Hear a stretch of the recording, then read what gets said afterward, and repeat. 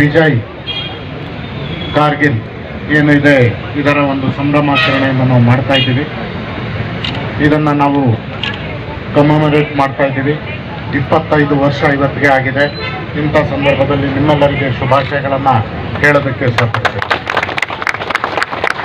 ಮೊದಲನೇದಾಗಿ ಭಾರತದಾದ್ಯಂತ ನಮ್ಮ ಹೆಮ್ಮೆಯ ಏನು ಆರ್ಮಿ, ನೇವಿ, ಏರ್ ಫೋರ್ಸ್ ಇದೆ, ಅದು 1999 ಜುಲೈ 26ರಂದು ಪಾಕಿಸ್ತಾನ ಕುತಂತ್ರದಿಂದ ನಮ್ಮ ರಾಷ್ಟ್ರದ ಮೇಲೆ ದಾಳಿ ಮಾಡಿದಾಗ ಜಮ್ಮು ಕಾಶ್ಮೀರದಲ್ಲಿ ಟೈಗರ್ ಹಿಲ್ಸ್ ಮತ್ತು ನಮ್ಮ ಲೈನ್ ಆಫ್ ಕಂಟ್ರೋಲ್ ಏನಿದೆ ಅಲ್ಲಿ ಈ ಒಂದು ಭಾರತದ ಸ್ವಾತಂತ್ರ್ಯಕ್ಕೆ ಧಕ್ಕೆ ತರುವಂಥ ಕೆಲಸವನ್ನು ಮಾಡಿದಾಗ ನಮ್ಮ ವೀರ ಯೋಧರು ಆ ದಿನ ತಮ್ಮ ಪ್ರಾಣವನ್ನು ಪಣ ಇಟ್ಟು ಸುಮಾರು 545 ಜನ ಅಸುನೀಗಿದ್ದರು.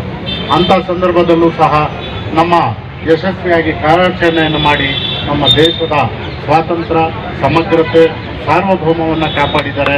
ಅವರಿಗೆಲ್ಲ ನಾವು ಇವತ್ತು ನಮನಗಳನ್ನು ಸಲ್ಲಿಸ್ತೀವಿ. ಇಂಥ ಸಂದರ್ಭದಲ್ಲಿ ಇಡೀ ಭಾರತಾದ್ಯಂತ ಇವತ್ತು 25ನೇ ವಿಜಯ ಕಾರ್ಗಿಲ್ ದಿವಸವನ್ನು ಆಚರಣೆ ಮಾಡ್ತಾ ಇದ್ದಾರೆ.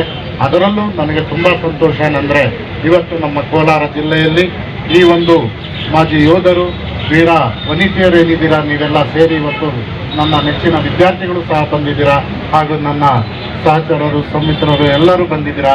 ನಿಮಗೆಲ್ಲ ಮತ್ತೊಮ್ಮೆ ಶುಭಾಶಯನ ಕೋರಿ.